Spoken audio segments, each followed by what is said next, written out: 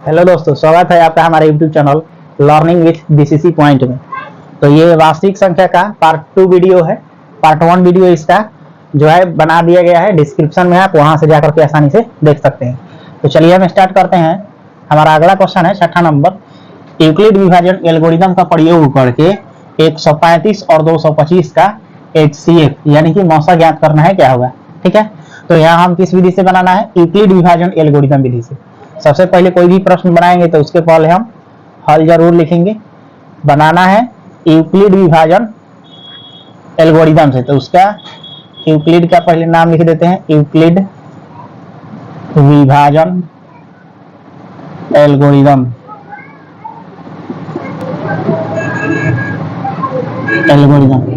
विधि से बनाना है। इसका विधि क्या होता है? इसका एक फॉर्मूला होता है, A बराबर BQ प्लस R। ठीक है, अब देखिए इसमें जो दिया है 135 और 225। ठीक है, तो इसका हम एक रफ कर लेते हैं। यहाँ A का जो वैल्यूएशन दिया है वो आपका 225 है। ठीक है, और B का वैल्यूएशन 135, और यहाँ Q का मान और R का मान क्या है, तो इस रफ के द्वारा हमको पता कर लेंगे। जैसे 135 से भाग दे देंगे 225 में, तो 135 से क्या कितना हो जाएगा? 135। इसको घटाएंगे तो 0, और 12 में से 3 जाएगा 9, ये कट जाएगा। ठीक है, और फिर अब 90 से भाग देंगे किसमें? 135 में, फिर 90 का 90 हो जाएगा, घटाएंगे तो 5, और 13 में से 9 जाएगा 4। ठीक है, अब फिर 90 को फिर यहाँ बंद करेंगे, इसमें भाग देंगे 45 दूनी 90, ये कट जाएगा।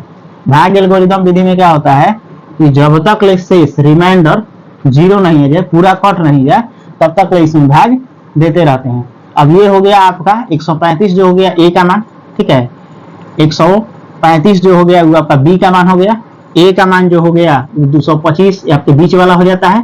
ठीक है, और भागफल जो भागफल आता है वो आपका Q का मान आता है, और शेष जो होता है इसको शेष को कहेंगे R से। ठीक है, तो यहाँ से Q का पहला बार में जब भाग दें तो Q का मान कितना आया है? 1, यानी कि 135 गुने 1 और प्लस R, शेषफल कितना आया है? 90। ठीक है, अब फिर इसको नेक्स्ट टाइम में करेंगे तो 135 जो है B का वैल्यूएशन, अब ये A हो जाएगा, A का मान हो जाएगा। ठीक है, और जो शेष है वो अब B का मान हो जाएगा। ठीक है, जब फिर 90 से भाग दिए हैं तो इसका भागफल कितना आया है? 1 आया है। ठीक है, तो भागफल 1 और इसका शेषफल कितना आ गया है? 45। तो यहाँ पर शेषफल हो जाएगा 45, यानी कि R का मान, रिमाइंडर का मान 45। और जो शेषफल आया है वो अब हो जाएगा फिर A का मान, जो शेषफल आया है वो हो जाएगा A का मान। ठीक है, और 45 से अब भाग देंगे तो इसका भागफल कितना आया है? 2। इसमें रिमाइंडर कितना है? रिमाइंडर है यहाँ से A का वैल्यूएशन अब क्या हो जाएगा? A का वैल्यूएशन अब ये 90 यहाँ पर आ जाएगा। ठीक है, और B का मान कितना हो जाएगा? 45, और जब 45 से भाग दिए हैं तो आपका Q का मान कितना आया है? 2 आया है, और शेषफल कितना आ गया है? सब कट गया है, तो यानी कि 0। अर्थात जब तक ले यह रिमाइंडर शेषफल 0 नहीं आता है तब तक ले इसका हम प्रोसेस भाग लगाते रहेंगे। ठीक है, अब जब 0 आ जाएगा तो इसका जो B का वैल्यूएशन होता है वही इसका मौसा हो जाता है। इसलिए 135 और 225 का मौसा यानी कि HCF का मान कितना आ जाएगा? यहाँ से 45 बराबर में, और 45 सही आंसर हो जाएगा। चलिए हम आगे क्वेश्चन देखते हैं। क्वेश्चन नंबर 7 है, यूक्लिड विभाजन एल्गोरिदम का प्रयोग करके 570 और 1425 का HCF याद करना है। सेम विधि से जिसे पिछले वाला क्वेश्चन बताए उसी विधि से है, यूक्लिड विभाजन एल्गोरिदम विधि। ठीक है, यूक्लिड विभाजन एल्गोरिदम विधि जो होता है, सबसे पहले बनाएंगे तो हम पहले हल लिखेंगे। ठीक है, यूक्लिड विभाजन एल्गोरिदम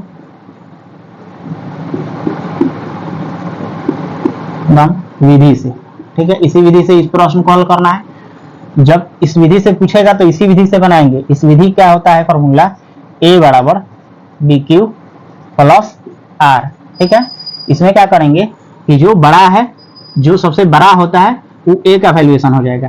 जैसे भाग दे करके देखेंगे, बगल के पेज पर आप रफ भी कर सकते हैं, बगल में जो होगा तो 1425 में भाग देंगे 570 से, तो जो चीज से भाग देते हैं वो बी का मान रहता है, ये वाला जो वैल्यूएशन हो जाएगा बी का, और जो बीच में रहता है वो हो जाएगा आपका ए का मान, ठीक है। अब भागफल जो होता है वो क्यू होता है, और शेष को हम आर से लिखते हैं। जब 570 से हम भाग देंगे तो 570 में 2 से गुना करेंगे तो 2 0 0, 7 दूनी 14 के 4 हासिल 1, 5 दूनी 10 1 11, 2 बार में भाग देंगे तो कितना होगा 1140। इसको घटा लेते हैं तो 5 हो जाएगा, 12 में से 4 जाएगा 8 हो जाएगा, 3 में से 1 जाएगा 2 और ये कट जाएगा, ठीक है। फिर हम आगे भाग देंगे 285 से, जो हमारा शेषफल आया है, अब उससे भाग देंगे किसमें, जो हमारा पहले वाला बी था, अब उसमें भाग देंगे 570 में, तो 285 दूनी कितना होगा 570 हो जाएगा, ये टोटल कट जाएगा, ठीक है। तो इसमें जो क्यू का मान आया है आपका 2 आ गया है, क्यू का मान 2, और बी का जो मान आया है आपका 570, और ए का जो मान आया है वो आपका है 285, यहाँ रिमाइंडर जो हो गया उसी में हो गया, ठीक है। तो इसी तरह हम इस पर भी मान रख करके बनाएंगे।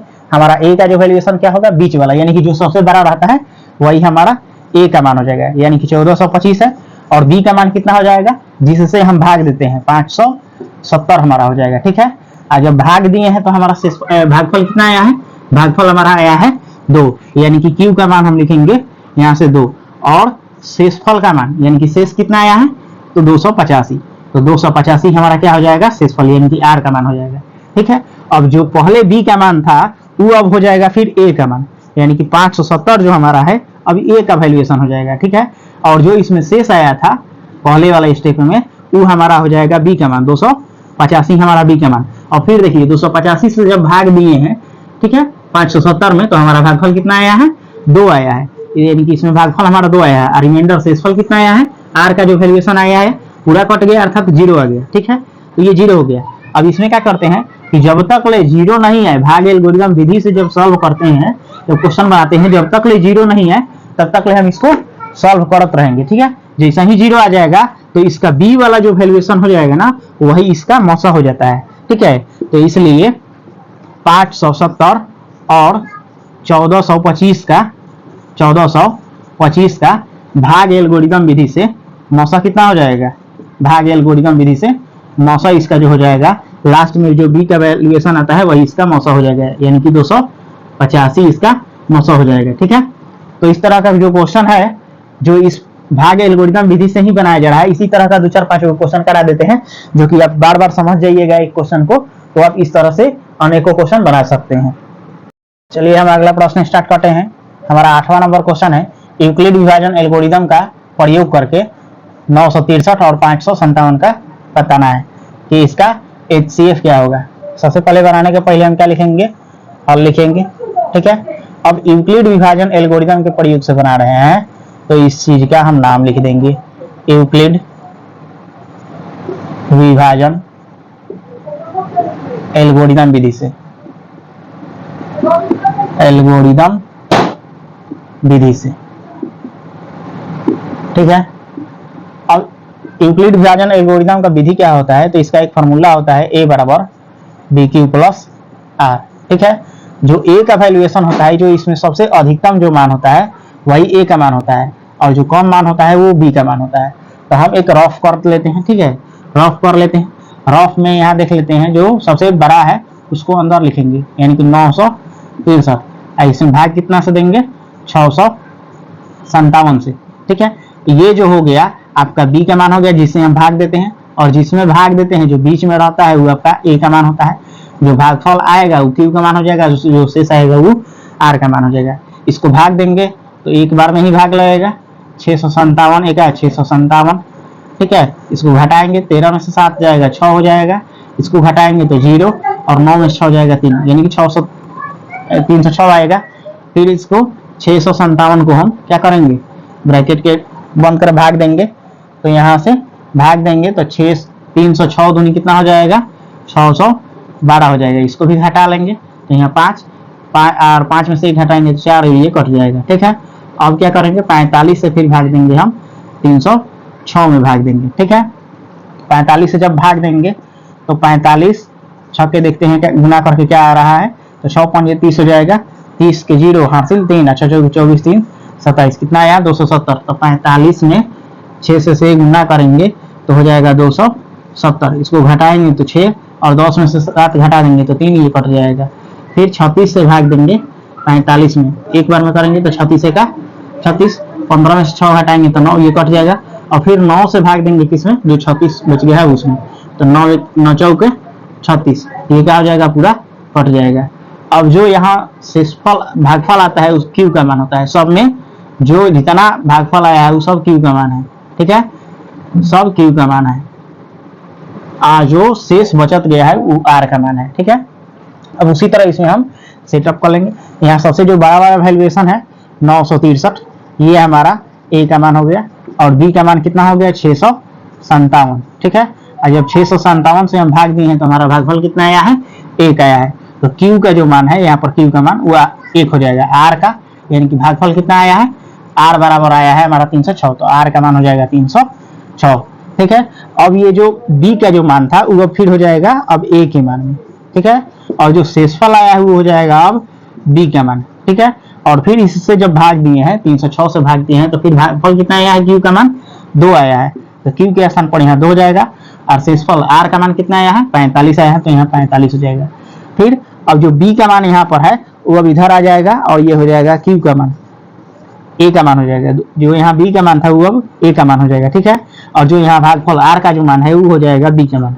अब फिर 45 से भाग देंगे, जब 45 से भाग दिए हैं तो भागफल कितना आया है 6 आया है, यानी कि क्यू का मान 6 आया है, ठीक है। और शेषफल कितना आया है यहाँ पर 36 आया है, तो यहाँ आर का मान 36 रखेंगे, ठीक है। और ये जो 45 है फिर ये अब हो जाएगा ए का मान, ठीक है। और जो शेष आया है वो हो जाएगा बी का मान, ठीक है। अब जब फिर 36 से भाग दिए हैं तो इसका भागफल कितना आया है 1 आया है, यानी कि क्यू का मान 1 हो जाएगा।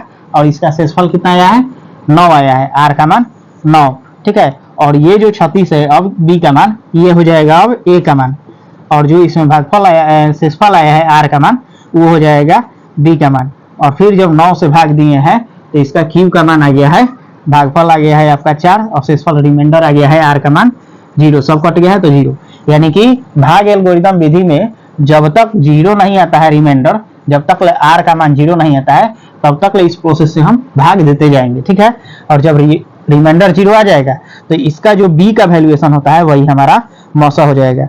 इसलिए 963 और 657 का जो मौसा है वो आपका कितना आ जाएगा, तो जो बी का मान बचता है, जो बी का मान आता है वही इसका मौसा हो जाएगा, यानी कि मौसा हमारा 9 आंसर हो जाएगा, ठीक है। अब इस तरह का भाग एल्गोरिथम विधि से जितना भी सारा क्वेश्चन पूछेगा सबको हम इसी विधि से बनाएंगे, ठीक है। भाग एल्गोरिथम विधि से जितना भी क्वेश्चन पूछेगा इसी विधि से बनेगा। तो इस वीडियो में 3-4 को क्वेश्चन बता दिए, इस वीडियो के आधार पर बहुत सारा भाग एल्गोरिथम विधि से जो भी क्वेश्चन है उसको आप आसानी से अपने क्वेश्चन को सॉल्व कीजिए। और आप हमारे चैनल पर नए हैं तो हमारे चैनल को लाइक शेयर सब्सक्राइब जरूर कीजिए। हमारे चैनल का नाम है learning with BCC point, BCC point. तो आप हमारे अगर चैनल पर नए हैं तो हमारे चैनल को लाइक शेयर और सब्सक्राइब जरूर करें।